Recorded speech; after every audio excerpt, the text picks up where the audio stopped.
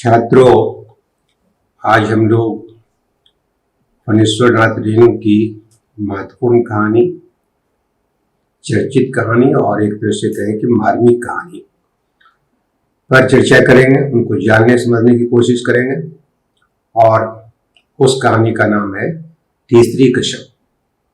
आप जानते हैं तीसरी कसम पर फिल्म बनी है और फिल्म काफी सफल रही थी।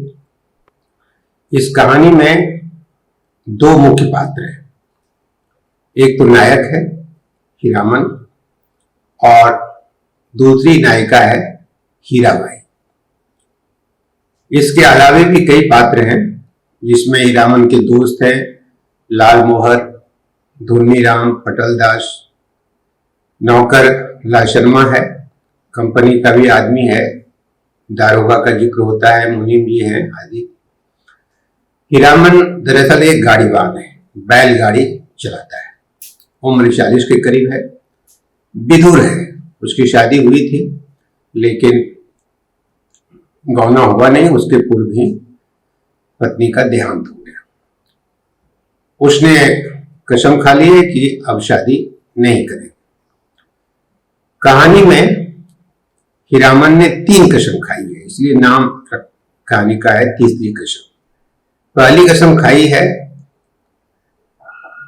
वह चोर बाजारी का माल बैलगाड़ी पर नहीं ढोएगा, क्योंकि एक बार चोर बाजारी का माल नेपाल ले जाते हुए वह पकड़ा गया था और बहुत मुश्किल से बैलों के साथ भागकर उसने जान बचाई थी। दूसरी कसम उसने यह खाई कि बांस की लदनी कभी नहीं ला देगा, क्योंकि एक बार बांस का अगुआ घोड़ा गाड़ी की छतरी से फंस गया था और घोड़ा गाड़ी वाले ने तड़ातड़ चाबुक मारते हुए भद्दी भद्दी गालियां दी थी। तीसरी कसम उसने कहानी के अंत में खाई कि कंपनी की औरत की लदनी कभी नहीं ला देगा, क्योंकि अंत में उसे भी छोड़ देना पड़ता है, उससे भी रिश्ते टूट जाते हैं। कहानी का असल तत्व तीसरी कसम से जुड़ा हुआ है। हीरामन चंपानगर स्टेशन से फारबिसगंज मेले के लिए कंपनी की औरत यानी हीराबाई की लदनी लाता है। पिछले वर्ष इसी स्टेशन से बाघ की लदनी लादी थी, जिसमें उसे 100 रुपये मिले थे। फारबिसगंज मेले में जाने के लिए कंपनी की यह औरत रेल से भी जा सकती थी, लेकिन उसने पूर्व की मथुरा मोहन कंपनी को छोड़कर रोहता संगीत नौटंकी कंपनी में नाचने जा रही थी, इसीलिए छिप छिपाकर वह मेले में जा रही थी। चंपानगर से फारबिसगंज की दूरी लगभग 30 कोस है। रास्ते में हीरामन और हीराबाई का संवाद होता है और संवाद करते हुए आपसी संबंध विकसित होते। आसिन कार्तिक का समय है, धन खेतों से फूले हुए धान के पौधों की सुगंध आती रहती है। रास्ते में टेगछिया आता है जहां दोनों रुकते हैं। वहां से दिखाई पड़ता है जीर्ण शीर्ण नाम लगन की ड्योढ़ी। हीरामन उसकी कहानी सुनाता है। हीराबाई मुग्ध होकर कहानी सुनती रहती है। हीराबाई परख लेती है कि हीरामन सचमुच हीरा आदमी है। हीरामन मौज में आकर सजन्मा बैरी हो गए हमार गीत गाता है। जब तेगछिया गांव के बीच से बैलगाड़ी गुजरती है तो बच्चे पर्दे वाली गाड़ी देखकर ताली बजाते हुए गाते हैं, लाली लाली डोलिया में लाली ले दुल्हनिया। गांव से निकलने के बाद हीरामन एक गीत गाता है, सजन रे झूठ मत बोलो, खुदा के पास जाना है, नहीं हाथी नहीं घोड़ा नहीं गाड़ी, वहां पैदल ही जाना है। हीराबाई हीरामन से आग्रह करती है कि गांव की बोली में एक गीत सुनाए और तब हीरामन महुआ घटवालिन का गीत सुनाता है। परमार नदी में आज भी महुआ घटवालिन के कई घाट हैं। महुआ थी सतवंती, लेकिन उसका बाप रहता था दारू ताड़ी पीकर बेहोश। उसकी माँ जो थी सौतेली, साक्षात राक्षसनी लगती थी। महुआ को एक सौदागर के हाथ में वह बेच देती है। नदी पार करते हुए महुआ नदी में कूद पड़ती है। हीरामन का बहुत प्रिय गीत है महुआ घटवारिन। गाते समय उसके सामने सावन भादों की नदी उमड़ने लगती है। हीराबाई की आंखें भी गीली होती है। अंततः बैलगाड़ी फारबिसगंज पहुंचती है। कंपनी का आदमी हीराबाई को लेकर जाता है मेले में। हीराबाई हीरामन को नौटंकी देखने के लिए 5 पास देती है और हीरामन से कहती है कि दोस्तों के साथ नौटंकी देखने के लिए आना। हीरामन चोरी के डर से अपनी कमाई थैली में बंद कर हीराबाई के पास रख आता है। नौटंकी देखने के क्रम में जब एक दर्शक हीराबाई को रंडी कहकर पुकारता है तो हीरामन और उसके दोस्त उस पर टूट पड़ते हैं।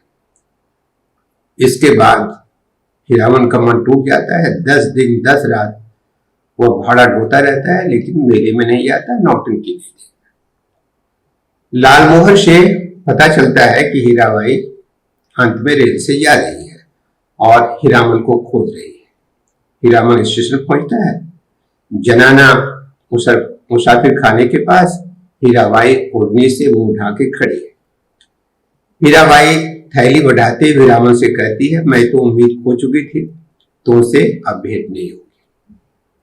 और इसके बाद हीराबाई हीरामन के दाहिने कंधे पर हाथ रखकर बोली, तुम्हारा जी बहुत छोटा हो गया है, क्यों मीता? महुआ घटवारिन को सौदागर ने खरीद लिया है। हीराबाई यह इसलिए कहती है क्योंकि मथुरा मोहन कंपनी ने फिर उसे खरीद लिया है। कहानी का अंत होता है इन पंक्तियों से। हीरामन ने हठात अपने बैलों को झिड़की दी। दोनों बैलों ने कदम खोलकर चाल पकड़ी। हीरामन गुनगुनाने लगा, अजी हाँ, मारे गए गुलफान। तीसरी कसम का रोमांस एक गहरे अर्थ की प्रतीति से हमें जोड़ता है, पर गीत और नाटकीयता का संयोग कहानी को एक अलग जमीन देती है। तो ये चर्चित कहानी तीसरी कसम का जो सारांश है और सारांश के माध्यम से जो अर्थ छवि उसकी बनती है वह इस तरह की है। रेणु जी को आप जानते हैं, बहुत चर्चित कथाकार रहे हैं और इनका जन्म 4 मार्च 1921 को पूर्णिया जिले के औराही हिन्ना नामक गांव में हुआ था। मृत्यु 11 अप्रैल 1977 को हुई। जो रचनाएं हैं महत्वपूर्ण उनके उपन्यास है महिला आंचल, 1954 में ये छपा और जब ये छप कर आया था तो तहलका मच गया था। आंचलिक कहानी की एक तरह से शुरुआत हो गई थी। पढ़ती परिकथा 1957 में, जुलूस 1965 में, दीर्घ तपा, कितने चौराहे, पलटू बाबू रूट। कथा संग्रह इनके हैं, एक आदिम रात्रि की महक, ठुमरी, अग्निखोर, अच्छे आदमी, रिपोतार्ज, रिंजल, धंजल, नेपाली क्रांति कथा, बन तुलसी की गंध, श्रुत अश्रुत पूर्वे। तो इस तरह से रेणु की कहानी तीसरी कसम और रेणु के बारे में एक संक्षिप्त विवरण। हम लोग जानते हैं कि जो प्रश्न आता है नेट की परीक्षा में वह वस्तुनिष्ठ प्रश्न आता है और इसलिए वस्तुनिष्ठता की दृष्टि से कहानी के जो पात्र हैं और कहानी के जो अर्थ संदर्भ हैं उसको समझना चाहिए। फिर जो तिथियां हैं महत्वपूर्ण, जो रचनाएं महत्वपूर्ण है उसको याद करनी चाहिए, तो इसमें सफलता मिलने में कोई परेशानी नहीं होगी, कोई दिक्कत नहीं होगी। आप सारे लोग हमारे चैनल से जुड़े हुए हैं, आप जुड़ें, अपनी राय दें और जरूर सब्सक्राइब करें इस चैनल को। आपको बहुत बहुत धन्यवाद।